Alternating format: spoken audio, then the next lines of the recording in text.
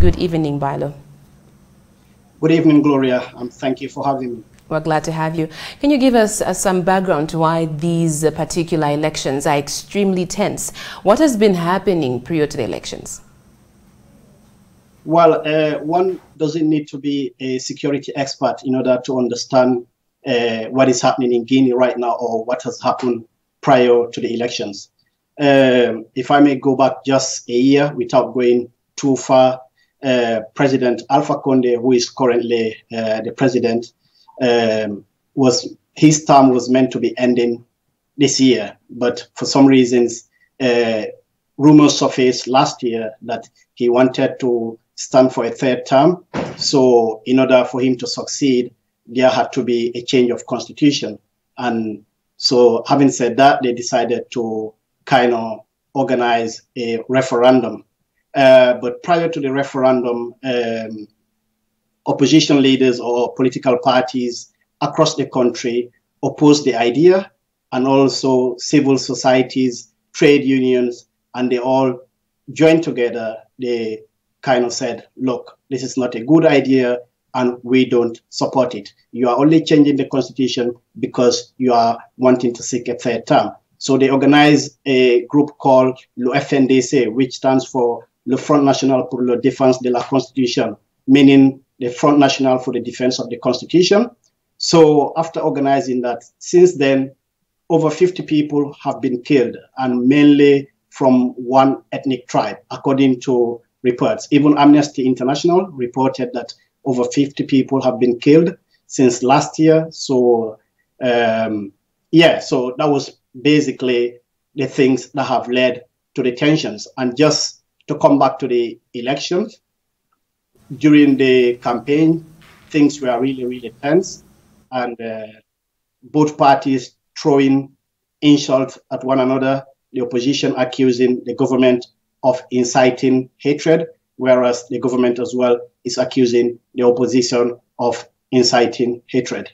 Now, is him seeking a third term, that's Alpha Conde's decision to seek a third term, the only reason why there's such a huge opposition to his presidency?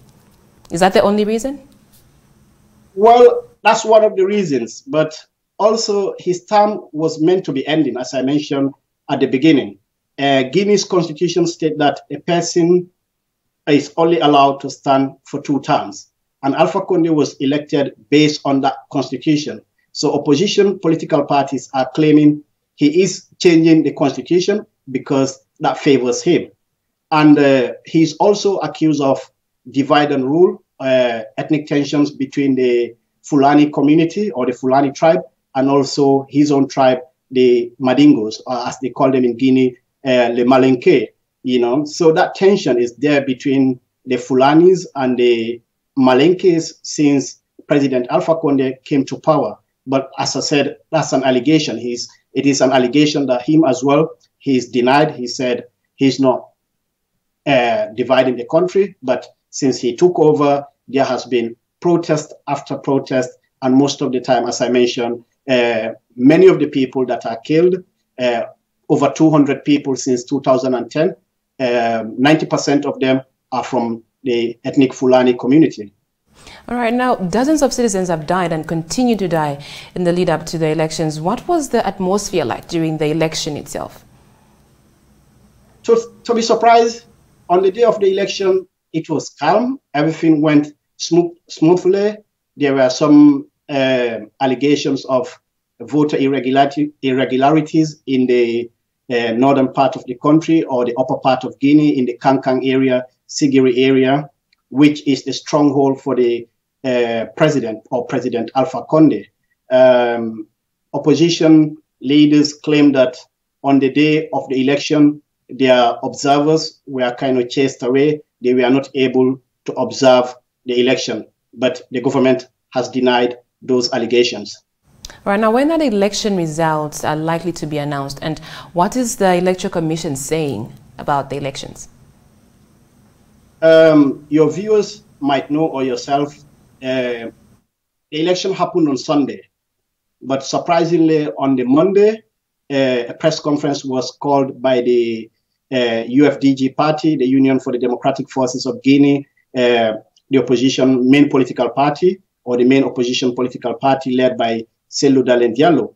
And on that day, 2 p.m. local time, he declared himself a winner, that he had won this year's general election.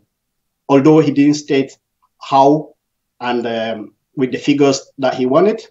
But few hours later, the Electoral Commission declared Mr. Dalein's claim to be false, that the results are not yet out, and it is only the Electoral Commission that is allowed to release those results.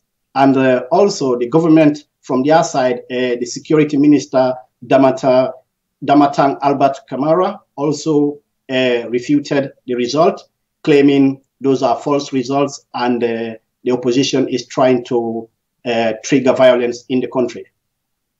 All right, now what do you think will happen if President Condé is declared the winner? Will the opposition concede? Well, from my understanding, I doubt that, because the opposition is claiming they did let it go in 2010. They are claiming they won the 2010 election, but due to pressure from the international community, Mr. Dalein Diallo saying he let it go, and in 2015, similar thing happened. And now, 2020, the constitution clearly states Mr. Alpha Condé is not meant to be standing, and he has done a referendum that favors him, and now he stood that when he won, he will not let it go.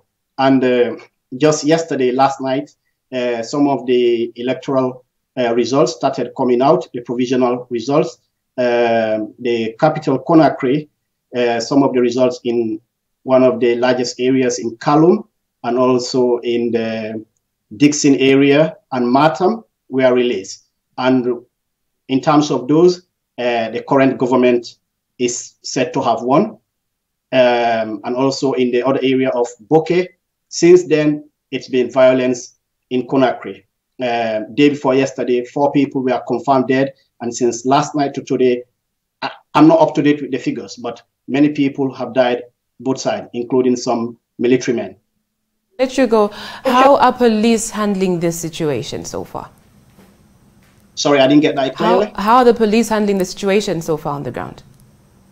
Well, in Guinea, the relationship between the police and the population is not a very good one. That prior to even Alpha Condé coming to power, the relationship was not really good. Yes, there has been reforms, but as you will know, with many countries in Africa, each time there is a protest, the police does come heavy-handedly. And since day before yesterday, things have not been going the way they should, because the security forces are reacting very heavily.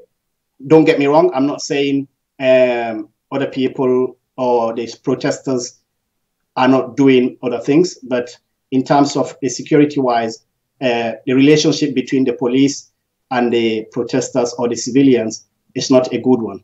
There is no trust between them. All right. Thank you so much, Baila. Thank you for having me.